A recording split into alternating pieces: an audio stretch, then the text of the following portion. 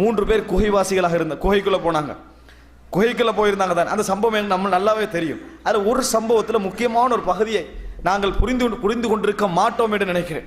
அன்புள்ள சகோதரர், ஒரு மனிதர் சொல்றாரு, என்ன, எனக்கு ஒரு சொந்தக்கார பெண்மணி இருந்தா, அவ நான் என்ன செய்தேன், அழகாக எல்லோரும் விரும்புவதை போன்று நானும் விரும்பினேன்.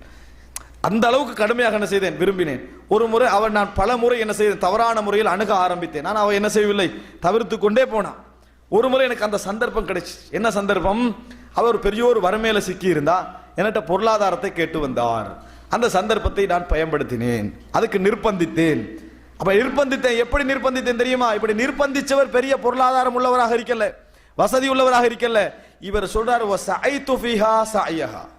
கடுமையாக நான் அதுக்காக வேண்டி உழைச்சேன், தவறு செய்யறதுக்கு உழைச்சு தீனார்களை தேடினேன், பணத்தை சம்பாதிச்சேன் என்றார். அவர் சம்பாதிச்சு கையில் எடுத்துக்கண்ணேன். எடுத்த பின்னால அவ உடன்பட வச்சு விபச்சாரத்திற்காக நான் நிர்பந்தித்து உடன்பட வைத்து அழைத்து சென்றேன், விபச்சாரம் செய்வதற்கு. அந்த நேரத்தில் இந்த உலகத்தில் இறைவனை தவிர எம்மை பார்ப்பதற்கு என்ன வேறு யாரும், அல்லாஹ் சொல்றார், உன்னை தவிர வேறு யாரும் பார்க்கறதுக்கு இல்லை.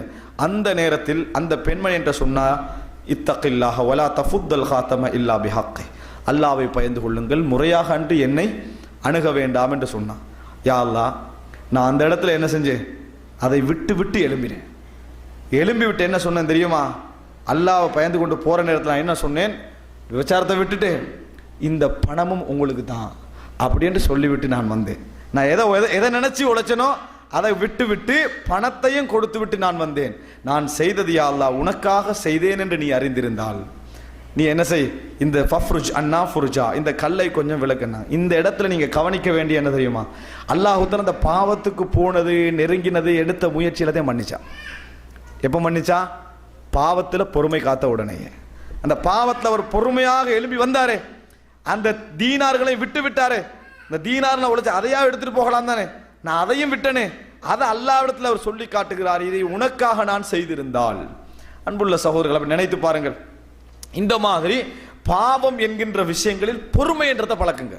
நாங்க விடுதலை பழக்கி வைத்திருக்கிறோம், விடுதலை அல்ல, பொறுமை என்பதை நீங்கள் பழக்கி பாருங்கள். உங்களோட உள்ளம் ஒவ்வொரு நிமிடமும் ஈமானி என்பதை உணர்ந்து கொண்டிருக்கும், ஒவ்வொரு நிமிடமும் ஒவ்வொரு செகண்டும் உணர்ந்து கொண்டிருக்கும்.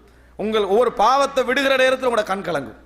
நாங்கள் அப்படி இதுவரைக்கும் ஃபீல் பண்ணியிருக்கிறோம், நினைச்சு பாருங்க. பாவத்தை விடுகின்ற நேரத்தில் கண் கலங்கும், இபாதத்துக்காக போராடுகின்ற நேரத்தில் கண் கலங்கும். ஏன்? உங்களோட உள்ளத்தில் நீங்கள் ஒரு பொறுமை என்கின்ற ஒரு பகுதியை உருவாக்கி கொண்டிருக்கிறீர்கள். யாரெல்லாம் பொறுமை காக்கிறார்களோ அவர்களுக்கு அல்லாஹு தாலா பொறுமையை வழங்குவான்.